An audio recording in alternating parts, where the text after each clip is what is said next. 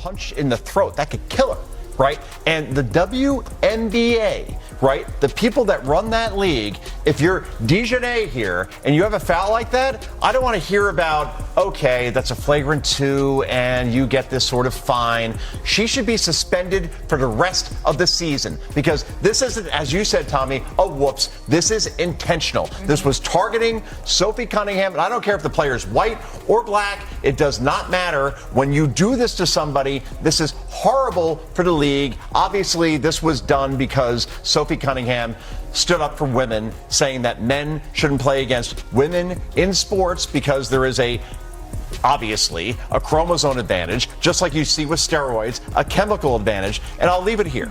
Serena Williams, I saw this clip just this week. 2013, she's on David Letterman when Letterman hosted the Late Show. And she was asked, would you play Andy Murray, who was a big deal in tennis guy? What would you do if someone deliberately targeted you in the middle of a live professional sports game, hit you with a violent strike to the head and neck, and then immediately ran to social media to play the victim? Because that is almost exactly what millions of people watched unfold on national television inside a WNBA arena. And the fallout from that single moment has spiraled into one of the most explosive controversies professional women's basketball has ever seen. We are talking about a violent foul, a social media firestorm, blatant referee double standards, and a league office that has been suspiciously quiet while the entire sports world watches and waits. There is a lot to unpack here, so if you want the full story without the spin, make sure you hit that subscribe button right now and stick around, because this one goes deep. And preach, oh, white privilege, white privilege, white privilege. But DiJonai, if I'm not mistaken, it was you that whacked Sophie Cunningham on the head. You whacked the white girl on the head, and you got a consequence for it, right? You got punished for it. And then you broke league policy because you took to the internet and posted white privilege. And then you don't even know. The rules itself says, according to the 2026 WNBA official rulebook, an ejected player or coach must immediately retreat to the team's dressing room, locker room, or leave the building entirely. However, because league policy prohibits players from using personal electronic devices or posting online until all post-game media obligations are fulfilled, they cannot use their phones while waiting in the locker room. And DiJonai Carrington, you used your phone while you was in the locker room posting white privilege. You used your phone while you was posting the next scheduled date where you play the Indiana Fever. The Indiana Fever and the Chicago Sky have had tension building between them for quite some time now. These are two franchises that compete hard, play physical basketball, and carry passionate fan bases that show up ready for war every single night. But when these two teams met in what looked like a standard regular season matchup, nobody in that arena could have predicted that they were about to witness something that would dominate every sports conversation for days afterward. The energy inside the building was already charged before tip-off. Players were locked in, coaches were intense, and the atmosphere carried that particular electricity you feel when something historic is about to happen. Both rosters were playing with an edge, scrapping for every possession, every loose ball, every inch of real estate on that court. This was not a friendly game. This was a statement game. And statements were absolutely made, just not in the way anyone expected. About it. So immediately during the game, right?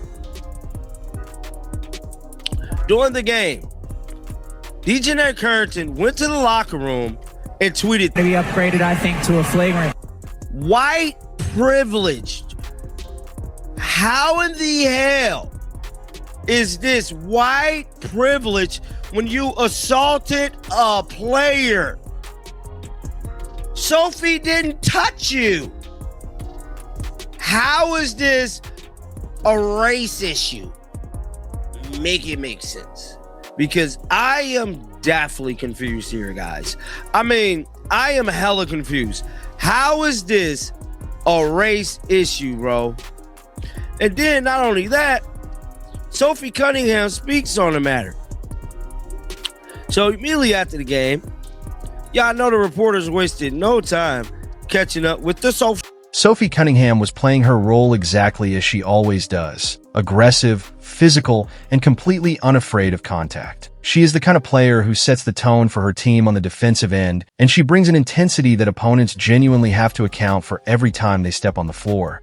Early in the game, Cunningham intercepted the ball and immediately pushed into transition, surging up the floor on a fast break. She locked her eyes on the rim, elevated into the air, and committed herself fully to finishing the layup. In that moment, she was completely exposed, suspended in midair, vulnerable, with no way to protect herself. It was supposed to be a clean 2 points. Instead, it became the moment that broke everything open. What happened next was not basketball. It was not a defensive play.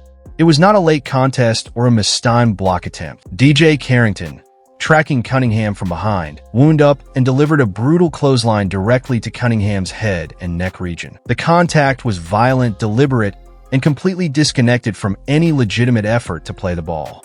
And a lot of stuff did happen, and I did forget about the Caitlin Clark getting a technical. So Caitlin Clark is more than likely going to be suspended, bro. She's going to be suspended. So Sophie Cunningham was asked. Sophie Cunningham, in response to DiJonai Carrington posting on Threads, white privilege. Cunningham was launched out of the air and slammed down onto the hardwood with bone-crushing force that sent a shockwave through the entire stadium. The arena fell silent for a half second, that specific kind of silence that follows something so shocking the human brain needs a moment to process what it just witnessed. And then the noise came, a wave of disbelief, gasps, and immediate outrage rolling through every section of that building. Remarkably, the ball rattled through the net. 2 points. But nobody in that building was thinking about points. All eyes were on Cunningham, who was on the floor. Here is where it gets even more intense. Cunningham did not stay down. She popped back on her feet almost immediately, driven by a burst of raw adrenaline, and charged directly at Carrington to demand accountability face to face. She shoved Carrington in the chest before teammates and officials rushed in from every direction to prevent the situation from escalating into a full-scale brawl. Referees halted play and went directly to the replay monitors, because this was not a foul you could wave off with a standard call. The footage was unmistakable. You could see the wind-up. You could see the targeted trajectory. You could see the devastating follow-through right into Cunningham's throat. Officiating staff had absolutely no wiggle room. They upgraded the call on the spot to a flagrant 2 foul, the most severe in-game penalty available to referees. Carrington was ejected immediately and escorted off the court while the crowd roared with a fury that had nowhere else to go. But the ejection, as it turned out, was only the beginning of this story, because what Carrington did next made the on-court violence look almost secondary. Here is something most people either do not know or have glossed over in the coverage of this incident, and it matters enormously. When a player is ejected from a WNBA game, league rules are crystal clear on what happens next. The ejected player must immediately leave the court and retreat to the locker room or exit the building entirely. Standard professional protocol. But there is another rule that runs alongside that one, and it is just as important. Ejected players are explicitly prohibited from using personal electronic devices or posting anything online until all post-game media obligations have been completed. These rules exist for obvious reasons: to maintain order, professionalism, and to prevent players from inflaming situations before the game is even finished. DiJonai Carrington broke both the spirit and the letter of that policy. While sitting in the locker room before the final buzzer had even sounded, Carrington pulled out her phone and published a social media post accusing the situation of being rooted in white privilege. She posted it publicly for everyone to see. Before the game was over, before completing any media duties, before accepting any accountability for what she had just done on the floor. The post went viral within seconds. Sports media outlets picked it up instantly. Commentary pages, fan forums, and national television programs were ablaze within minutes. What had been a violent on-court incident was now something else entirely. A cultural firestorm, a racial narrative, a flashpoint that dragged in politics, identity, and ideology all at once. And here is the part that demands a closer look. Sophie Cunningham did not throw the punch. Sophie Cunningham did not initiate any violence. Sophie Cunningham did not post anything inflammatory online during the game. She was the one who got hit. She was the one whose body absorbed a targeted strike to the head and neck in front of a live national audience. And yet the social media post that went viral framed this entire situation as though Cunningham was somehow the aggressor. The narrative was flipped with breathtaking speed, and Carrington deployed it deliberately from inside the locker room, while the game was still being played. That is a level of premeditation that goes far beyond a post-game reaction. After the final buzzer sounded, reporters moved quickly to catch up with Cunningham for her post-game reaction. And what followed was one of the more remarkable press conference moments the WNBA has produced in recent memory. Cunningham was calm. She was composed. She was precise. She did not scream. She did not escalate. She did not take the bait that had been laid out for her online. She looked directly at the cameras and stated clearly that the strike was intentional, that it was not a basketball play, and that it was executed for attention and online clout rather than any competitive purpose. She also made a point that landed hard with a lot of people watching. Cunningham pointed out that she herself had been ejected from a previous game for a physical foul and had accepted her punishment without deflection, without social media posts, and without blaming external factors for consequences she earned on the court. That comparison was devastating in its simplicity. One player takes her punishment, walks off the floor with her head held up, and moves on. Another player hits someone in the throat, gets ejected, breaks league policy, and immediately labels the whole thing a racial issue before the game clock hits 0. The contrast did not need to be argued. It spoke entirely for itself. Cunningham's composure in that moment highlighted something important about what genuine athletic professionalism looks like under extreme pressure. She had every right to be furious. She had every right to fire back hard in every direction. She chose not to. And in doing so, she made her point more effectively than any social media post ever could. The sports world noticed. Now here is where this story gets layered in a way that genuinely requires attention, because the DiJonai Carrington incident was not the only controversial officiating story from that game. During the same matchup, Caitlin Clark, one of the most recognizable athletes in professional women's sports right now, was hit with a technical foul for what appeared on replay to be completely accidental contact with a referee. Clark was moving through a play, bumped into the official, and the referee immediately called a technical foul on her. Clark was visibly stunned. The reaction from her teammates and the bench told you everything you needed to know about how unexpected that call felt. Now, under any normal circumstances, a technical foul is a technical foul. Officials make calls, players respond, and the game moves on. But here is what makes this impossible to wave away. Earlier in that exact same game, Natasha Cloud was caught on camera physically placing her hands on the same referee, the very same official who called the technical on Clark, and pushing her out of the way with clear and deliberate force. We are not talking about accidental contact. We are talking about hands on the referee's ribs, physically moving her aside. And the result?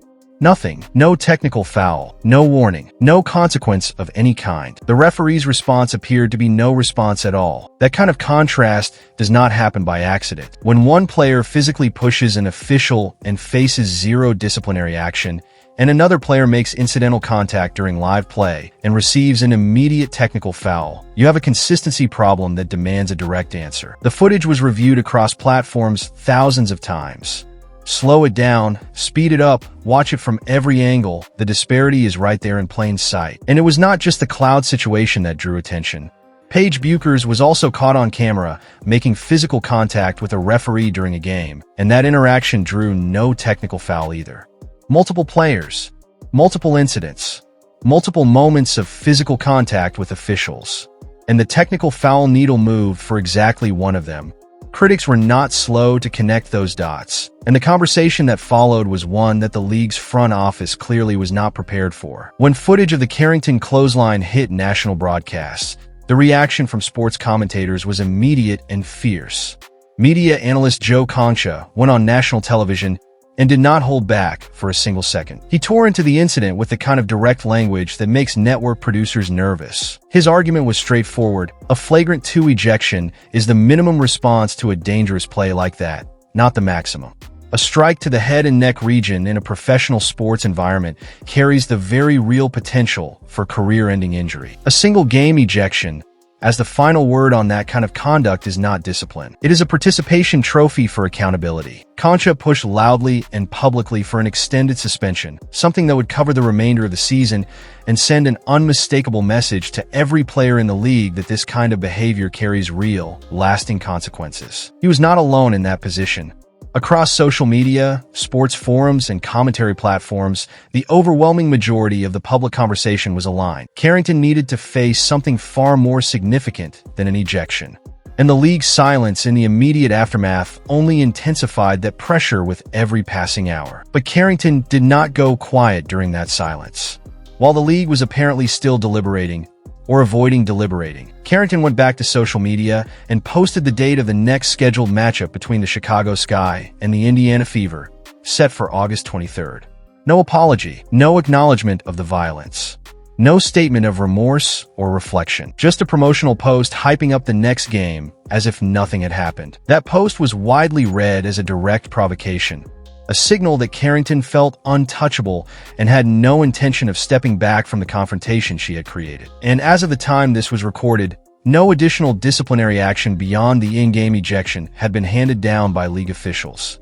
None. It would be easy to keep this story contained to a single violent foul and its immediate aftermath. But the reality is that what happened in that arena pulled several larger conversations into the spotlight simultaneously, and all of them deserve honest examination. Sophie Cunningham has been publicly vocal about her position on the issue of biological advantages in professional sports, specifically the question of whether it is fair for athletes who were born male to compete against women in professional leagues. That is a debate happening across multiple sports organizations at the highest institutional levels, and it is one that generates enormous emotional responses on all sides.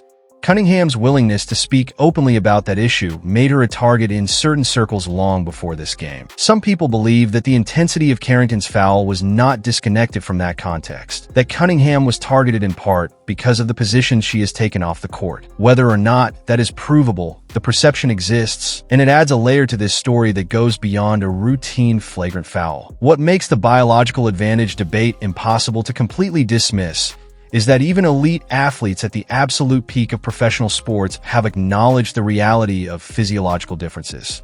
Back in 2013, tennis legend Serena Williams appeared on a late-night program and was asked directly whether she would compete against Andy Murray, who was at the time one of the top male players in the world. Her response was candid and unambiguous. She said she would lose, and she framed it as a complete and total loss with no equivocation. That was one of the greatest female athletes in the history of professional sports, making that assessment on camera in her own words. It is a data point that keeps surfacing in these conversations for a reason, and it surfaced again in the context of this incident. The political and ideological dimensions of what happened in that arena transformed a violent basketball foul into something that news networks, cultural commentators, and institutional leadership all had to respond to simultaneously. That is an unusual and deeply revealing thing. A hard foul happens in professional sports constantly. Hard fouls do not usually trigger national debates about biological science, referee integrity, racial rhetoric, and league governance all at once. But this one did, and the reason it did is because it happened at the intersection of multiple pressure points that were already under enormous tension in American sports culture. The WNBA front office now finds itself in one of the most uncomfortable positions any professional sports organization can occupy. The entire sports world is watching. Millions of fans are waiting. Analysts, commentators, and media personalities are on record demanding action. And the clock is ticking in a way that organizational silence only makes louder with every passing day. Here is what is at stake. If the league hands down a meaningful suspension, something that removes Carrington from the remainder of the season and carries a financial penalty that reflects the severity of what happened, they send a clear message that violence on the court has consequences regardless of who you are, regardless of what narrative you attach to it afterward online, and regardless of how loudly you frame yourself as a victim in the aftermath. That kind of decisive response protects players, protects the game, and signals to every athlete in the league that accountability is real and uniform. If the league does nothing or offers a response so minimal it amounts to nothing, they send the opposite message. They tell players that you can deliver a targeted clothesline to a competitor's throat on national television, break locker room technology policy during the same game, light up social media with explosive racial accusations, and walk away without serious consequences. That is not just a bad look. That is an institutional failure with direct implications for players' safety and competitive integrity in every game going forward. Players notice when their peers face consequences. They also notice when their peers do not. The Caitlin Clark officiating double standard makes this even more urgent. If rising stars in the league, the players driving new fan interest, new viewership numbers, and new investment, are being policed with a different standard than established veterans, And if that disparity is as visible and documented as it appears to be in this case, then the league has a trust problem that no press release is going to fix. Fans are not passive observers in 2025. They have the footage. They have the slow-motion replays. They have side-by-side comparisons loaded and ready to share within hours of any incident. The era of institutional spin working cleanly against video evidence is over. What Sophie Cunningham did in the aftermath of this incident deserves to be acknowledged clearly. She took a violent hit to the head and neck in the middle of a professional basketball game. She got back up. She faced the media with composure and intelligence. She dismantled a false narrative without losing her professionalism. And she did all of it without hiding behind inflammatory language or social media deflection. That is what genuine accountability and athletic character look like under fire. The league owes her, and every player like her, a response that matches that standard. This situation is not finished. The rematch between the Indiana Fever and the Chicago Sky is scheduled, and with Carrington apparently unfazed and already promoting it online, the tension between these two franchises is going to be under a microscope unlike anything the WNBA has experienced in a very long time. Every foul, every whistle, every on-court interaction between these rosters is going to be dissected in real time by millions of people who now have a very specific reason to pay attention to how this league operates. The broader conversations about officiating consistency, player conduct policies, the league's handling of social media violations, and the role of ideological narratives in professional sports are not going away either. If anything, this incident has given all of those conversations a specific and concrete example to anchor to, which makes them harder to dismiss and harder to redirect with vague institutional language about ongoing investigations and internal reviews. The line has been drawn clearly and publicly. A player was struck violently on a national broadcast. League policy was broken from inside the locker room. A social media firestorm was deliberately ignited to shift public attention. Officials applied wildly inconsistent standards during the same game. And the league's response, or lack of one, is now the story. Every day without meaningful action is a headline in itself. Professional sports leagues earn their credibility through the consistency and fairness of their enforcement. That credibility, once damaged, takes years to rebuild. The WNBA is at a crossroads right now, and the decision made in the coming days will define how this league is discussed, analyzed, and watched for a long time after this particular controversy has faded from the daily news cycle. The question is not just whether DiJonai Carrington gets suspended. The question is whether this league has the institutional courage to hold all of its athletes to the same standard, protect the players who are targeted both physically and rhetorically,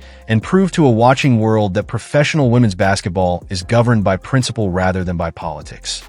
That question is still sitting on the table, unanswered, and everyone is watching to see who picks it up. If you made it all the way to the end of this one, you already know this story is bigger than a single basketball game. Drop your thoughts in the comments right now. Should DiJonai Carrington be suspended for the remainder of the season? And do you think the league will actually follow through? I want to hear where you stand on this.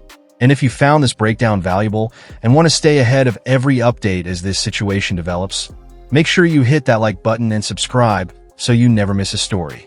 Every comment, every like, and every new subscriber genuinely helps this content reach more people who deserve to see the full picture. Stay locked in. This story is far from over.